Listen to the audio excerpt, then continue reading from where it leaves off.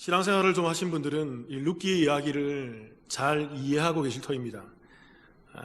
그런데 많은 분들이 룻기 이야기에 대해서 피상적으로 이렇게 이해하는 건 아닐까 하는 생각이 듭니다. 한 여인이 있었는데 이 여인이 고향 땅이 어려워지니까 고향을 등지고 타 지방으로 갔다는 것입니다. 타지로 갔다는 것이죠. 타지로 왔는데 그곳에서 남편도 죽고 아들도 죽고 다 죽어서 결국은 다시 고향으로 돌아와서 회복되고 잘 살게 되었다. 이 정도 스토리로 이해하는 건 아닐까 싶습니다. 근데 여러분, 우리 룻기를 이렇게 이해해서는 안 되는 거예요. 룻기가 오늘 이 구약 성경에 포함된 이유가 있습니다. 룻기가 성경에 포함되고 이 성경의 가운데서, 진리 가운데서 우리 가운데 드러내는 그 주제는 딱 하나밖에 없어요. 룻기의 주제는요, 이 땅에 오신 예수 그리스도의 의미를 정확히 나타내고 있는 말씀이라는 거예요. 그러니까 룻기는 어떤 한 여인이 타지에 갔다가 돌아와서 회복된 내용이 아니라, 이 룻기의 내용은 그 여인이 예수 그리스도를 만나는 정확한 사건이, 그 그림이 이 말씀 가운데 담겨 있다는 것입니다. 그래서 오늘은 이 말씀을 통해서, 룻기 말씀을 통해서 예수 그리스도의 모습에 대해서, 그 그림에 대해서 한번 살펴보려고 합니다. 룻기 1장 1절입니다. 제가 한번 읽어볼게요. 사사들이 치리하던 때에 그 땅에 흉년이 드니라. 유다 베들레헴의 한 사람이 그의 아내와 두 아들을 데리고 모압 지방에 가서 거류하였는데, 룻기의 배경이 되는 지명이 무엇으로 거론되고 있습니까? 베들레헴이라고 이름 되어 있죠. 베들레헴. 이 말은 히브리어로 합성어입니다. 합성어. 그러니까 베들레헴이란 말이죠. 그래서 베들, 이 말은 바이트란 말입니다. 바이트가 바로 집이라는 의미예요. 그리고 레헴, 이것은 빵, 떡이란 말이죠. 그래서 이것은 떡집, 빵집이라는 의미를 가지고 있는 것입니다. 그래서 이 베들레헴에 흉년이 들었다라는 것입니다. 그래서 이 원어적인 의미를 좀 더 드러내서 부각을 시키면 이런 의미가 되는 거예요. 떡집에 떡이 떨어진 거예요. 빵집에 빵이 떨어진 거예요.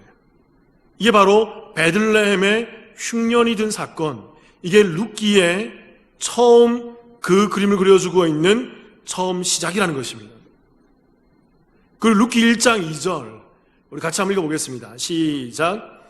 그 사람의 이름은 엘리멜렉이요, 그의 아내의 이름은 나오미요, 그의 두 아들의 이름은 말론과 기론이니 유다 베들레헴 에브라 사람이더라.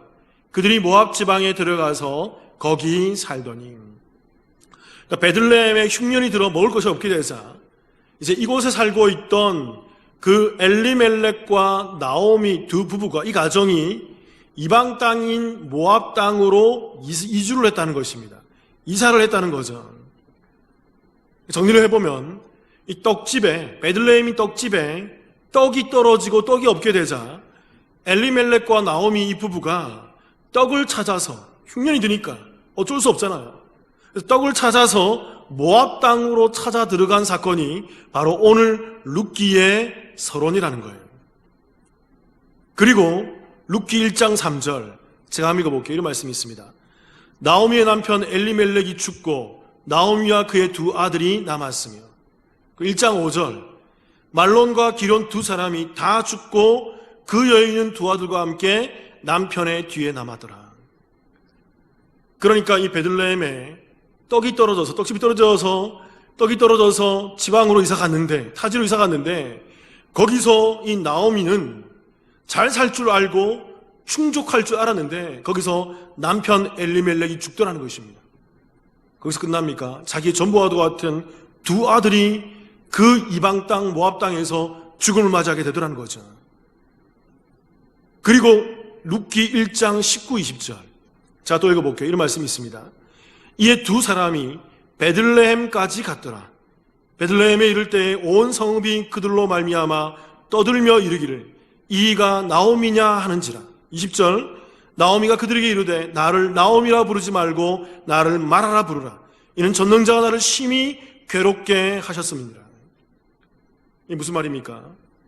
나오미가 이방 땅에서, 모압 땅에서 아들도 죽고 남편도 죽고 다 죽게 되자 그와 함께 따라 나오기로 나섰던 그 자부, 며느리 룻과 함께 둘이서 다시 고향 땅 베들레헴으로 돌아왔다는 거죠. 돌아왔을 때 동네 사람들이 이 둘을 알아본 것입니다. 그래서 이가 나오미가 아니냐, 너 나오미가 아니냐. 그때 이 나오미가 이런 얘기를 하는 거죠. 나를 나오미라 부르지 말고 나를 마라라 부르라. 마라라 부르라. 히브리어로 나오미는 기쁨과 즐거움을 의미합니다. 그런데 마라라는 의미는 이것은 쓴 괴로운이라는 의미가 있는 거예요. 나는 이제 더 이상 기쁘지 않다는 것입니다. 나는 기쁨으로 쫓아나갔고, 나는 기쁨으로 모압 땅으로 나가서 잘 살 것을 기대했지만 거기서 남편도 죽고 두 아들도 죽고 모든 것을 잃어서 내가 온전히 마음이 피폐해져서 이제 내가 쓴 뿌리로, 쓴 인생으로, 괴로운 인생으로 다시 고향으로 돌아왔어 라고 고백하고 있다는 거죠. 그리고 여러분, 룻기 4장 14, 15절 제가 한번 읽어볼게요. 이런 말씀이 있습니다. 이제 룻기의 마지막 절이죠. 여인들이 나오미에게 이르되 찬송할지로다. 여호와께서 오늘 내게 기업 물을 자가 없게 하지 아니하셨도다. 이 아이의 이름이 이스라엘 중에 유명하게 되기를 원하노라. 15절 이는 내 생명의 회복자이며 내 노년의 복량자라. 곧 너를 사랑하며 7 아들보다 귀한 내 며느리가 낳은 자로다 하니라. 이 말이 무슨 말이냐면요, 나오미가 모압 땅에 가서 모든 것을 다 죽고 모든 남편이 죽고 그 모든 아들도 다 죽고 그 죽음의 땅, 그 사망의 음침한 골짜기였던 그 모압 땅에서 돌아와서 이 베들레헴에서 회복이 되었던 거예요. 누구로 회복이 되었을까요? 이스라엘에는 고엘 제도라는 게 있습니다. 이 고엘 제도는 친족의 그 어려움을 보존해 주는 제도예요. 이걸 기업 물을 자라 그러는 거예요. 친족 가운데 물질이 없어서 거의 아사식전에 있는 친족이 있다 그러면 유력한 가까운 친족 중에 물질 있는 사람이 그를 도와줘야 하는 것입니다. 또 친족 중에 그 씨를 얻지 못하고 그 자손을 얻지 못하고 남편이 죽은 여인이 있다 그러면 친족 중에 형제들이나 친족 중에 가까운 사람이 그 여인에게 들어가서 씨를 맺게 해줘야 됩니다. 그래서 대를 이렇게 만들어주는 것이 바로 고엘 제도입니다. 그래서 이스라엘의 계대 결혼, 형제가 먼저 죽으면, 자녀가 없이 먼저 죽으면 다른 형제가 그 씨를 잇게 해주는 계대 결혼이 바로 이 고엘 제도의 근거에서 나오는 거예요. 그래서 나오미가 이제 모든 것이 다 죽고 씨도 맺지 못하고 오직 며느리만 덩그러니 있는 이 상태에서 다시 베들레헴에 오자 이 고엘 제도, 기업 물을 자로 있던 한 인물이 있더라는 것입니다. 이 사람이 누구냐면 이 베들레헴 땅에서 지역 유지와도 같고 이 베들레헴 땅에 큰 기반을 가지고 있던 보아스라는 인물이에요. 이 보아스라는 인물을 통해서 이 나오미가 나오미의 씨를 얻게 되는 것을, 자녀가 없기 때문에 나오미가 며느리인 룻을 보아스에게 들어가게 해서 둘을 또 맺게 해줘서 보아스가 룻을 통해서 그 씨를 얻게 되고 끊어진 데를 잇게 되는 장면이 바로 이 장면이라는 것입니다. 그래서 나오미가 다시 회복되었다라는 거예요. 그래서 기쁨으로 그가 찬양을 드리고 있는 장면이 바로 이 장면이라는 것입니다.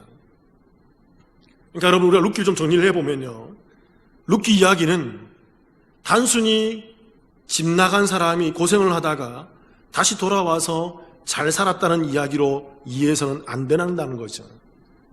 여러분, 이 이야기의 핵심은 뭘까요? 이 이야기의 핵심은 진정한 떡이 무엇이냐라는 것입니다. 따라해 볼게요, 여러분. 가정에서도 한번 따라해 봅시다. 진정한 떡이 무엇인가? 이게 룻기의 핵심이라는 거예요. 룻기가 우리 가운데 던져주고 있는 질문이라는 것입니다. 진짜 떡이 무엇이냐? 진짜 생명이 무엇이냐? 진짜 빵이 무엇이냐? 나오미와 룻은 잘 아셔야 됩니다. 베들레헴으로 돌아왔지만 그들은 여전히 가난하고 어려운 삶을 살고 있었어요. 여전히 피폐했다고요. 그런데 이때 이들에게 나타났던 인물이 바로 보아스라는 인물입니다. 그래서 이 보아스를 통해서 이방 여인이었던 이 며느리 룻이 이스라엘로 입적이 되는 것이고, 이 보아스를 통해서 남편도 죽고 아들도 다 죽어서 마라로 살고 왔던 쓴 인생이, 이 나오미가 다시 회복되어서 기쁨의 나오미로 회복된 사건이 룻기의 이야기라는 거예요. 여기서의 주인공은 보아스라는 거예요. 그렇다면 여러분, 오늘 성경은 이 진정한 떡에 대해서, 이 진정한 회복에 대해서 성경은 어떻게 우리 가운데 이것을 증명을 해주고 있을까요? 자, 오늘 두 가지를 좀 나누려고 합니다. 첫 번째는 룻기의 족보를 통해서 우리 가운데 증명해주고 있어요. 이 보아스라는 인물을. 그러니까 룻기는 어떤 구조로 되어 있냐면요, 룻기는 1장부터 4장까지 쭉 진행되면서 4장 마지막에 상당히 특이하게도 족보로 마무리가 됩니다. 누가 누구를 낳고 누가 누구를 낳고 누가 누구를 낳고 누가 누구를 낳고, 그 끝이에요. 그러니까 룻기의 결론이 거기 있다는 것입니다. 그 족보의 내용이 있다는 거죠. 같이 한번 말씀 읽어보겠습니다. 룻기 4장 21절 22절 마지막 절을 한번 읽어볼게요. 같이 한번 읽어보겠습니다. 시작. 살몬은 보아스를 낳았고 보아스는 오벳을 낳았고 오벳은 이새를 낳았고 이새는 다윗을 낳았더라. 이게 룻기의 결론이에요. 그래서 보니까 보아스가 오벳을 낳고, 그러니까 룻과 보아스가 맺어서 씨를 낳았는데 그게 바로 오벳이었고, 오벳은 이새를 낳았다는 것입니다. 이새가 누구의 아버지죠? 다윗 왕의 아버지잖아요. 그래서 이새는 다윗 왕을 낳게 되는 것입니다. 모압 땅이었고 그 이방 여인이었던 그 룻이 보아스를 만나게 되자 오늘 룻기의 결론이 이렇게 얘기하고 있는 거예요. 다윗 왕의 증조 할머니가 되었어. 이방 여인이, 가난하고 피폐한 여인이. 여러분, 이 다윗 왕의 출생지가 어딜까요?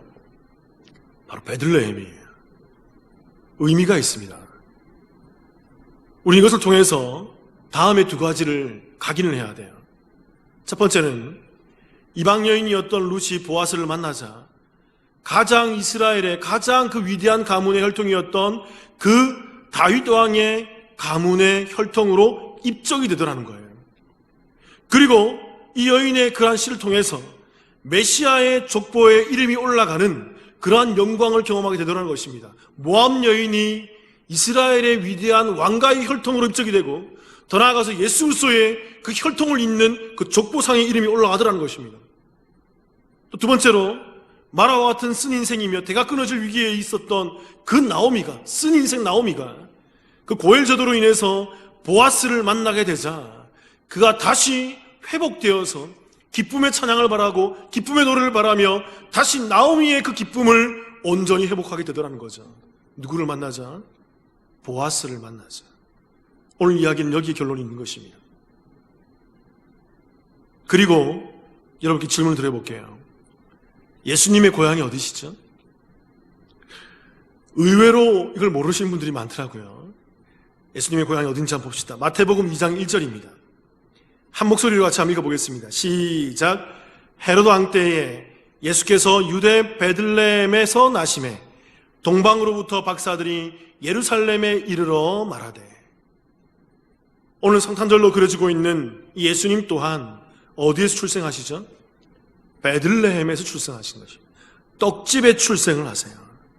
그리고 예수님이 이 베들레헴에 출생하는 이 그림이, 이 이미지가 어떤 이미지일 것 같습니까? 이런 이미지예요. 떡집에 진짜 떡으로 오시는 분이라는 거예요. 빵집에 진짜 빵으로 오시는 분이라는 거예요. 밥집에 진짜 밥으로 오시는 분이라는 거죠. 우리가 좀 전에 살펴봤던 룻기 전체에서 베들레헴의 이 떡집에, 베들레헴, 바이틀레헴, 이 떡집에 진짜 떡은 누구로 그려지고 있습니까? 보아스라는 인물이었죠. 보아스를 만나자 룻과 나오미가 회복이 되는 것입니다. 그리고 여러분, 이스라엘 전체 역사 가운데, 구약 역사 가운데 그 떡집에 진짜 떡은 누구였을까요? 바로 베들레헴에 출생했던 다윗 왕이었어요. 이 다윗 왕이 이스라엘 역사 가운데서 가장 강성했고 가장 위대했으며 가장 찬란한 그러한 나라를 왕국을 건설했거든요. 그래서 이스라엘은 지금도 그 다윗의 그러한 위신을, 다윗의 그러한 놀라운 은혜들을 맛보기 위해서 기도하고 지금도 소망하고 있는 거죠. 그리고 신구약 전체 성경에서 이 베들레헴 떡집에 진짜 떡으로 오시는 분이 누구인 거죠? 바로 예수 그리스도인 거예요. 그러니까 보아스, 그 다윗 왕 예수 그리스도는 이렇게 베들레헴에 나는 인물로, 베들레헴에서 그려지는 그 떡으로서 우리 가운데 그려지고 있더라는 것입니다. 그리고 진짜 떡으로, 그 완전한 떡으로, 그 온전한 떡으로 우리 가운데 예수 그리스도가 이 땅 가운데 오시더라는 것입니다. 그래서 여러분, 떡집의 진짜 떡은요, 세상이 아니에요. 바깥에 있는 명예도 아니고 부도 명예도 아니고 건강도 아니고 물질도 아니에요. 이 떡집의 진짜 떡은 바로 누구이신 것입니까? 예수 그리스도인 거예요.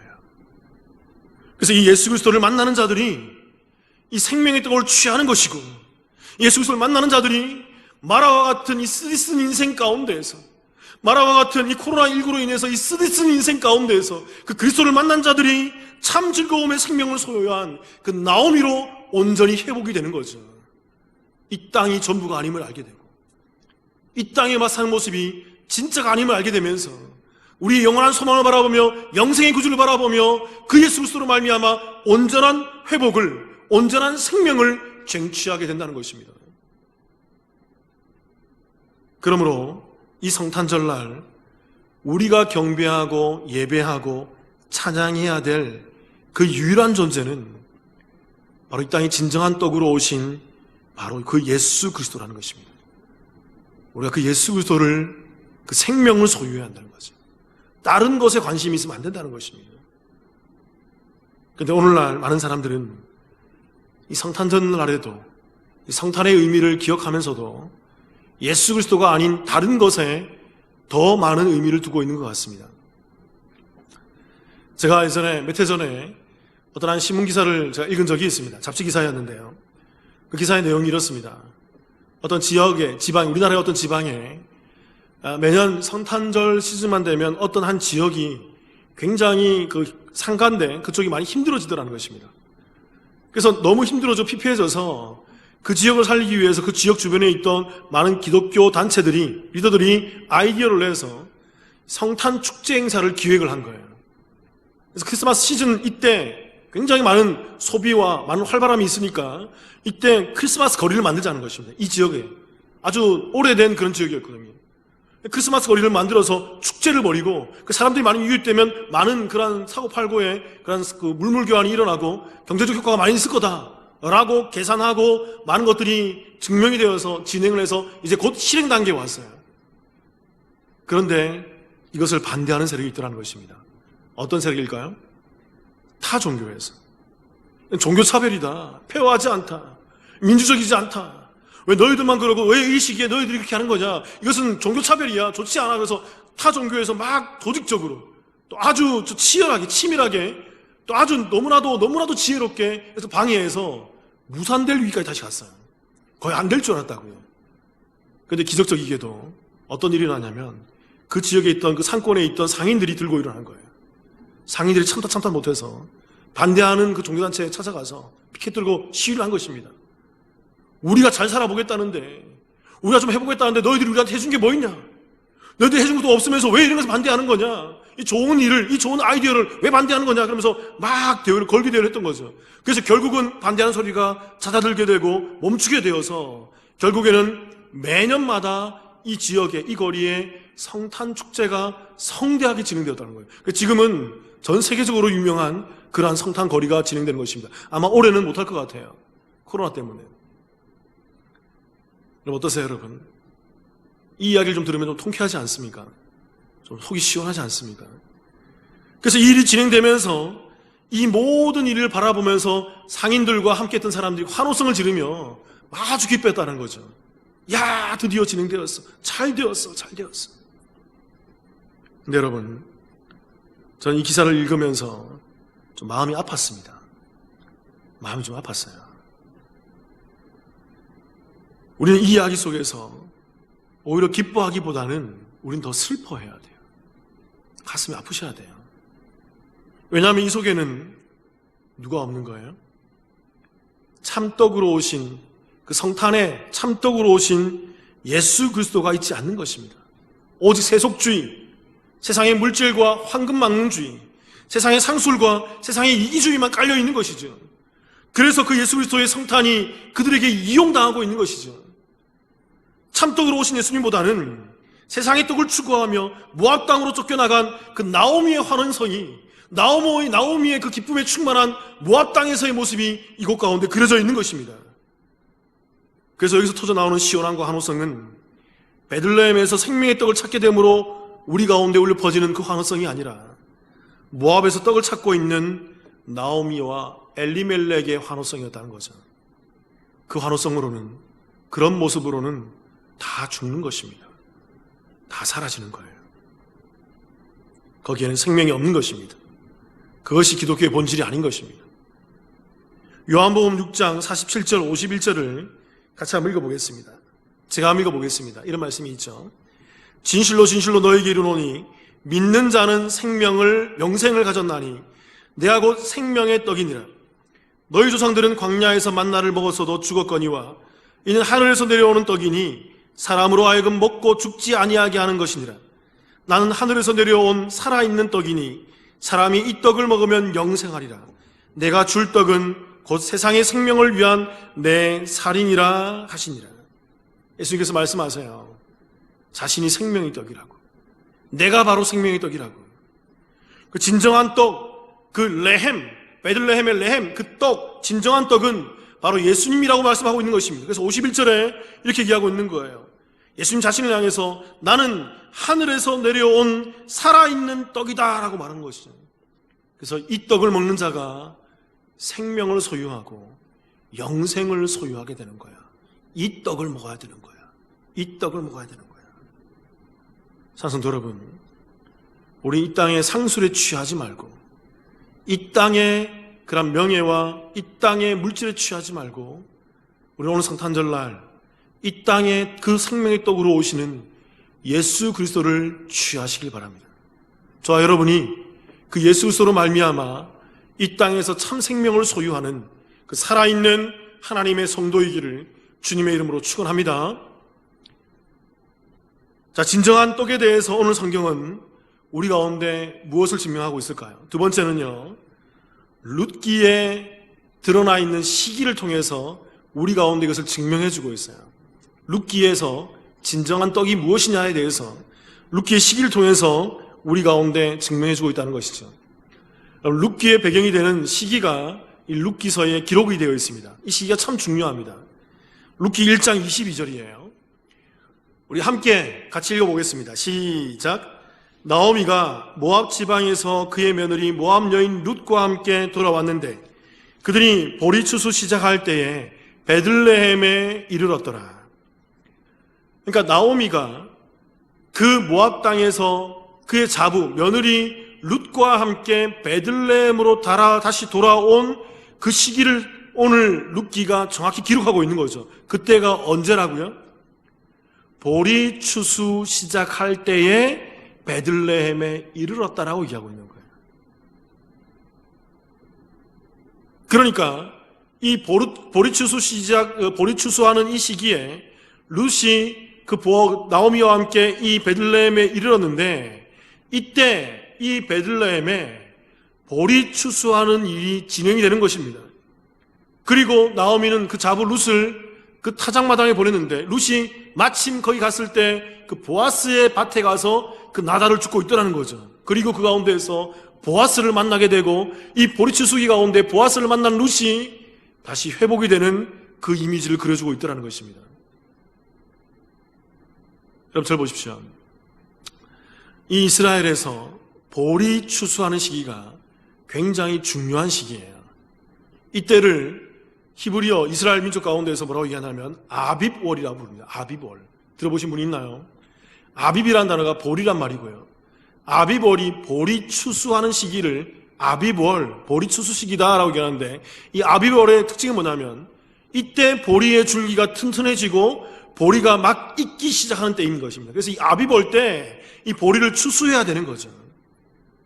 그런데 여러분 이스라엘 가운데에서 이 아빕월, 보리 추수 시기에 매우 중요한 한 사건이 일어났습니다. 이게 이스라엘 역사 가운데 굉장히 중요한 사건이에요. 그래서 보리 추수 시기 하면 이 날이 생각납니다. 보리 추수 시기 하면 이 날로 기억이 되는 거죠. 그게 바로 뭘까요? 신명기 16장 1절입니다. 같이 한번 읽어보겠습니다. 시작. 아비벌을 지켜 내 하나님 여호와께 유월절을 행하라. 이는 아비벌에 내 하나님 여호와께서 밤에 너를 애굽에서 인도하여 내셨음이라. 아비벌에 하나님께서 이스라엘 백성 가운데 무엇을 진행하셨죠? 유월절을 진행한 거예요. 이스라엘 역사 가운데에서 굉장히 중요한 날인 것입니다. 애굽에서 노예로 살고 있고 죄로 대변되는, 원죄로 대변되는 그 애굽 생활을 탈출을 하려고 하는데 첫 번째부터 아홉 번째 재앙까지 도저히 바로 왕이 보내주지 않는 것입니다. 근데 마지막 10번째 재앙, 이 유월절, 장자를 다 죽여버리는 그 죽음의 그 놀라운 은혜가 임했을 때, 죽음의 사건이 임했을 때 이 유월절로 말미암아 이스라엘이 그 원죄에서, 그 죄 가운데에서 탈출을 하게 되고 구원을 얻게 된 사건을 진행하더라는 것입니다. 그때가 언제죠? 볼이 추수하던 아비벌의 시기라는 것입니다. 이 유월절이란 말이 히브리어로 페사흐란 말이에요. 페사흐. 넘어가다, 뛰어넘다, 넘기다, 그런 의미인 것입니다. 영어로 패스오버라는 것이죠. 그래서 이 유월절이 어떤 의미가 있었습니까? 10번째 재앙이 임하겠다고 했을 때 그 애굽에 있는 모든 사람 가운데 이스라엘이든 애굽 사람이든 그 문지방의 문설주에 1년 된 어린 순양, 흠이 없는 타민, 흠이 없는 1년 된 어린 순양의 그 피를 뽑아서 그 피를 문설주에 바르고 저녁에는 그 어린 양을 먹어야 되는 거죠. 이게 유월절의 사건이었던 거죠. 그때 이 피를 바른 집은 이스라엘 집이든 애굽 사람 집이든 상관없이 그 하나님의 죽음의 성령이 지나가는 것입니다. 넘어가는 것입니다. 그러니까 이 피가 바르지 않은 집은 그 집 안에 있는 모든 장자, 모든 초태생은 다 죽어버리는 거예요. 장자가 죽었다는 것, 처음이 죽었다는 것은 어떤 의미일까요? 장자는 모든 것을 포함하고 있는 것입니다. 장자가 죽었다는 것은 그 집안이 죽음의 집안이라는 것입니다. 그 집안이 사망의 집안이라는 것입니다. 하나님이 인정하지 않는다는 거죠. 그래서 오직 피를 바른 집안만, 유월절에 어린 양의 피를 바른 집안만 하나님께서 생명을 살려주시고 그 집안이 어린 양의 피를 만남으로 말미암아, 그 어린 양이 유월절의 피로 말미암아 구원을 받게 된 사건이 바로 아비벌 시즌에 일어났던 유월절의 사건인 것이죠. 그리고 이 유월절, 이 아비벨 시즌인 보리 추수기에 나오미가 베들레헴으로 다시 돌아오는 것입니다. 집 나갔던 나오미가 다시 떡집으로 돌아오는 거죠. 그리고 이 아비벌, 이 추수를 하는 이 시간 가운데에서 이 나오미의 자부였던 룻이 그 추수를 진행하면서 누구를 만나는 거죠? 그 속에 어린 양으로 대변되는 보아스를 만나는 것입니다. 그 보아스를 만나고 이 룻이 회복되고 나오미가 회복되어서 이 땅에 그 나오미가 말하러 있지 아니하고 더 이상 이 땅에서 말하러 있지 아니하고 쓴뿌리로 있지 아니하고 정말 진정한 나오미, 기쁨의 나오미로 변모되는 모습을 오늘 룻기가 우리 가운데 보여주고 있다는 것입니다. 그렇게 여러분, 룻기는 우리 가운데 얘기해주고 있는 거예요. 우리가 그분을 만나야 한다는 거예요. 그 보아스로 대변되는 누구죠? 바로 예수 그리스도. 그 예수 그리스도를 만난 자들이, 그 유월절의 어린 양으로 대변되는 그 예수 그리스도를 만나는 자들이 이 땅 가운데서 그리스도로 말미암아 참 소망과 참 생명과 참 구원을 얻을 수 있다는 것입니다. 코로나19 시국 가운데에서 이 시기를 극복할 수 있는 유일한 길이 백신이라고 생각하십니까? 화이자 백신요. 여러분, 그런 백신들이 참 좋아요. 제가 누차 말씀드리지만 그런 백신을 맞아도 코로나19에 걸리지 않아도 다 죽습니다. 이 땅에 있는 사람들은 언젠가는 다 죽어요. 짧은 인생이라고요. 코로나19 때문에 그 죽음을 맞이하는 것들은 참으로 우리가 안타까운 그런 죽음일 수 있겠지만, 그러나 여러분, 이 땅에 있는 모든 사람들은 결국 죽는 인생이라는 것입니다. 마라와 같은 인생이라는 거예요. 그 인생 가운데 떡집의 주인으로 오시는 그 생명의 떡인 예수 그리스도를 만나셔야 되는 거예요. 그리스도가 우리의 백신이라고요. 예수 그리스도가 우리의 생명이라고요. 예수 그리스도가 우리의 참 소망이라고요. 말씀 한 절만 더 읽겠습니다. 룻기 1장 2절이에요. 1장 2절 같이 한번 한 목소리를 읽어보겠습니다. 시작. 그 사람의 이름은 엘리멜렉이요 그의 아내의 이름은 나오미요 그의 두 아들의 이름은 말론과 기련이니 유다 베들레헴 에브랏 사람이더라. 그들이 모압 지방에 들어가서 거기 살더니. 나오미와 엘리멜렉 두 부부가 두 아들과 함께 모압 지방에 들어가서 살았다고 되어 있습니다. 베들레헴을 떠나서 떡집에 떡이 떨어지자, 빵이 떨어지자 떡을 찾아서 타지로 갔던 것이죠. 그런데 여러분, 이 엘리멜렉이라는 이름의 의미가 있어요. 이 사람은 히브리인이었습니다. 이스라엘 사람이었다고요. 엘리멜렉, 이 이름은 합성어인데요. 엘리라는 말이 엘리, 이게 나의 하나님입니다. 나의 하나님. 그 멜렉이라는 말은 왕이란 말이에요. 그래서 합치면 나의 하나님은 왕이시다는 것입니다. 나의 하나님이 왕이시다는 것입니다. 그러니까 엘리멜렉은 그 이름이 고백하고 있는 거죠. 신앙 고백하고 있는 거죠. 나의 하나님이 왕이시고 나의 하나님은 왕이시다. 그런데 그는 그리스도를 바라볼 수 없었던 자예요. 그 하나님을 경험하지 못하던 자였어요. 이름은 그런 이름을 가지고 있지만, 그 겉모습은 나의 하나님이 왕이십니다라는 신앙 고백적 이름을 가지고 있지만, 그는 떡집을 떠나서 세상 가운데 머물렀던 인간이라고요. 세상 가운데 그 세상을 바라보고 있었던 그런 사람이었다고요. 그래서 그가 세상 가운데서 죽음을 맞이하게 된 것입니다. 결국 죽는 인생으로 끝난다는 것입니다. 오늘날에도 교회 안에 이런 분들이 많이 있습니다. 교회 나와서 신앙 고백을 합니다. 하나님 믿는다고, 예수님 믿는다고 고백은 하지만 그들의 모습 가운데 그리스도의 모습을 찾을 수 없는 사람들이 있어요. 그들의 중심 가운데 예수 그리스도를 볼 수 없는 분들이 있어요.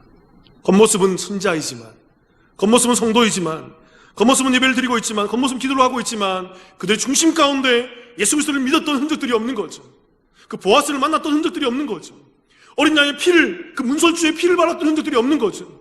예수 그리스도의 십자가와 부활의 의미가 그 인생 가운데 참으로 중요하게 다가왔던 그 구원의 경험이 없었던 거죠.